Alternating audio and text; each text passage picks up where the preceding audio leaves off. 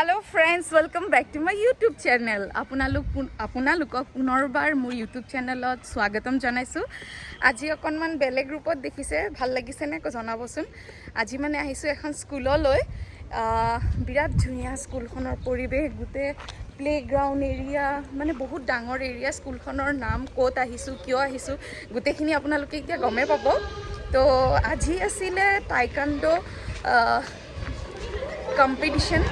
তো তাতে আহিছিলোঁ, হৈ আছে এতিয়া ভিতৰত। ইয়াত বন্তি প্ৰজ্বলনৰ কাম হৈ গ'ল আৰু এতিয়া প্ৰাইজ ডিষ্ট্ৰিবিউশ্যন আছে। তো আপোনালোকে বাৰু দেখাই পাব। তো মোক আমন্ত্ৰণ কৰি আনিছিলে আমাৰ এষ্ট্ৰলজাৰ, আপোনালোকে চিনিয়ে পাই চাগে, ফেমাছ ভৰতৰাজ দা। তেওঁ মোক আমন্ত্ৰণ কৰি আনিছিলে। এয়া ভৰতৰাজ দা, কি ক'ব দাদা? মোৰ ইউটিউব ফেমিলিক আপুনি কি ক'ব? বহুত শুভেচ্ছা। ৰিলবিলাক আমি চাই থাকোঁ, গতিকে খুব সুন্দৰ চিন্তাধাৰাবিলাক বিৰাট ভাল লাগে। খুব ধুনীয়া ধুনীয়া চিন্তা কৰা। দাদাও বিৰাট পজিটিভ, মানে এওঁ ব্লগ পাই কথাবোৰ পাতি বহুত পজিটিভ এনাৰ্জি এটা মই ফিল কৰোঁ, ভাল লাগে। Thank you. আৰু দাদাৰ কথা আপোনালোকক কেতিয়াও মই ব্লগত জনোৱা নাই বাৰু, আজি কৈ দিওঁ যে আমাৰ বিয়াখন দাদাৰ কাৰণেই হ'ল। মানে মানে আমি দেখুৱালোঁ দাদাক, দাদাই ক'লে 3 বছৰ যদি আমাৰ বিয়া নহয় তেনেহ'লে, এতিয়া যদি নহয় তেনেহ'লে 3 বছৰ পিছত হ'ব। তো আমি ভাবিলোঁ আজিকালিৰ দিনত 3 বছৰলৈ ৰখি থকাৰ ৰিস্ক ল'ব নোৱাৰি, এতিয়া কৰাই ভাল। তো আৰু হায়ান জন্ম হোৱাৰ লগে লগে আমি এওঁৰ ওচৰত আহিছিলোঁ। হায়ানৰ নামটোৰ পৰা আদি কৰি গোটেইখিনি দাদাই চাই দিয়া। আৰু যিহেতু দাদাই আজি মাতিলে, গতিকে আহিলোঁ। টাইকাণ্ডো চেম্পিয়নশ্বিপ আজি 11 বছৰ, 11। স্কুলখন হৈছে দ্য গ্ৰীণ স্কুল ইণ্টাৰনেশ্যনেল। তো হয়, তো ইয়াত দেখি পৰিৱেশ দেখিছে, এই বাচ্চাবোৰ খেলি আছে সৰুৰ পৰা ডাঙৰলৈকে। মোৰ মানে দেখি হায়ানৰ কথা মনত পৰিছে। মই হায়ানকো শিকাম বুলি ভাবিছোঁ, তাৰ লগত ময়ো শিকিম। আৰু ঘৰত প্ৰেক্টিচটো বাপেকৰ লগত কৰিব আৰু। ঠিক আছে দাদা।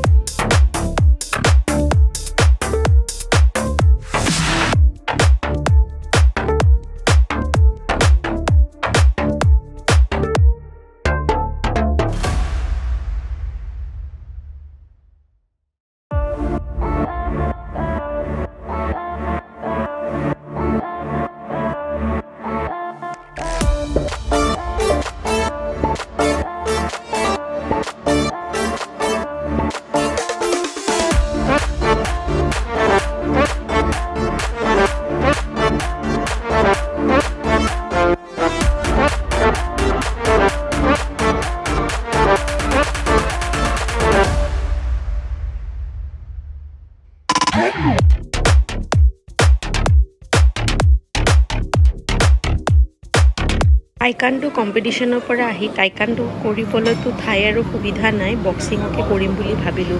মোৰো অলপ জোচ আহি গ'ল মানে।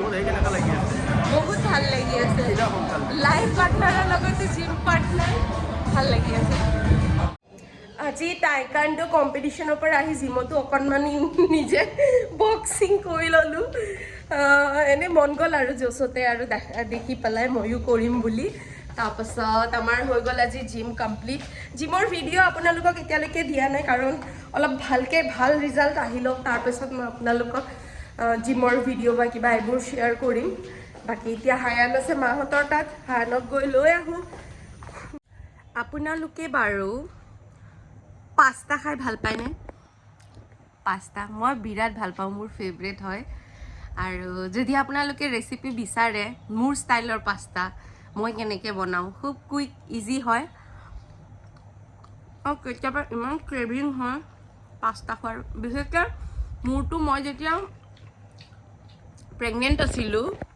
তেতিয়া মোৰ খুব ক্ৰেভিং হৈছিলে পাস্তা খোৱা খাইছোঁ লৈও গৈছে বাৰু খুৱাব তো মই ভাল পাওঁ বিৰাট পাস্তা আৰু তুমি কেনেকুৱা পোৱা বিদ্যা হা আগতে পাস্তা খোৱাই নাছিলে ৰেষ্টুৰেণ্টৰ নিচিনাই হয় নে বেছি ভাল হয় ৰেষ্টুৰেণ্টৰ নিচিনাই হয় বেছিয়ে ভাল হয় কাৰণ ৰেষ্টুৰেণ্টত আপোনালোকক ঠগাব পাৰে কিন্তু ঘৰতনো মই কিয় নিজক ঠগাম বা হাজবেণ্ডক ঠগাম মই পূৰা চিজ টিজ ইউজ কৰি বনাওঁ ৰেষ্টুৰেণ্টত অলপ হেৰিও কৰে আৰু মই কওঁ আপোনালোকে যদি বিচাৰে মই দিম বাৰু পাস্তা ৰেচিপি আৰু এটা চিজ পাউডাৰো আছে বেবীৰ কাৰণে মই নেক্সট হায়ানক কেতিয়াবা বনাই দিলে কেতিয়াবা এইটো হয়তো ব্লগ যদি দীঘল হৈ যায় তেনেহ'লে নেক্সট ব্লগত দিম হায়ানক কেনেকৈ পপকৰ্ণ দিওঁ চিপছৰ সলনি কেনেকৈ পপকৰ্ণ খুৱাব পাৰে ঘৰতে বনাই বাচ্ছাই অকণমান ফ্লেভাৰো পালে আৰু বাহিৰৰ পেকেটৰ বস্তু নহ'ল চিপছো নোখোৱালে তো সেইটো আপোনালোকক দেখুৱাম এতিয়া ক'ত যাম হায়ান ক'ত যাম আমি বজাৰ যাম ন আমাৰ অকণমান বজাৰ আছে বজাৰ কৰিম মই এতিয়া তোমাক মনত পেলাই দিলোঁ দেই মোক ভিডিঅ' কৰি দিবা মই বজাৰ কৰাত ব্যস্ত থাকিম মোক ভিডিঅ' কৰি দিবা দেই কি ল'লোঁ কি নল'লোঁ ন হায়ান ন হায়ান টোপনি লাগিলে বেবী বা baby baby mommy mommy mommy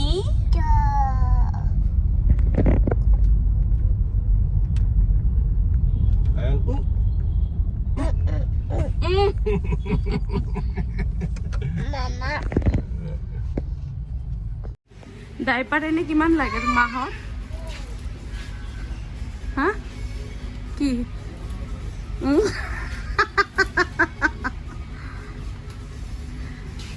Hayan, cook. Cook. Cook. Cook. Cook. Cook. Cook. Cook. Cook. Cook. Cook. Cook. Cook. Wow.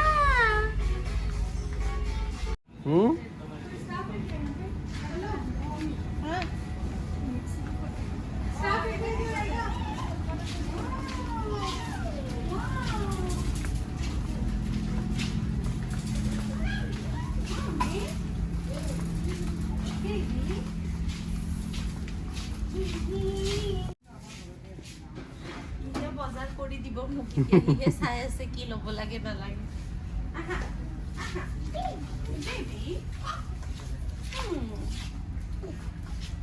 ভাল লাগিছে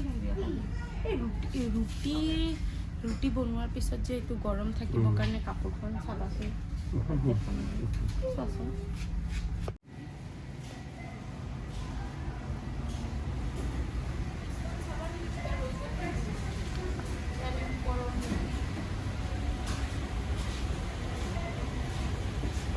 বজাৰ কমপ্লিট হৈ গ'ল। সেয়া হায়ান এটা ট্ৰলিত হায়ান এটা ট্ৰলিত আমাৰ বজাৰ লৈছোঁ। বাপেকে কৈ আছে বহুত টকা হ'ল বুলি অমুক তমুক।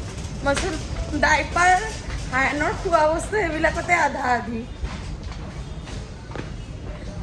মানে বেছি সি ইয়াৰ পৰা ওলাই আহিব খোজা নাই। আহা আহা বাবা আহা আহা, ঠাণ্ডা লাগিব জান, ঠাণ্ডা লাগিব। নক নক নক, ফ্ৰিজৰ ভিতৰত সোমাই নেকি? হা আহা আহা আহা। অ' মা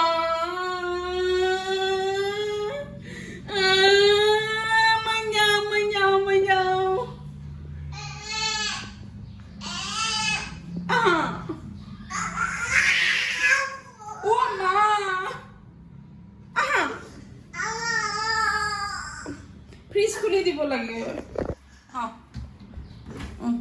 খুলি দিছোঁ। কি গৰম পৰিছে বাপৰে বাপ। আপোনালোকৰ তাত বাৰু গৰম কেনেকুৱা? আৰু গৰমৰ পৰা বাচিবলৈ আপোনালোকে ফ্ৰিজ খুলি ভিতৰত সোমাব খোজে নে বেলেগ কি কৰে আপোনালোকৰ বেবীয়ে ক'বচোন।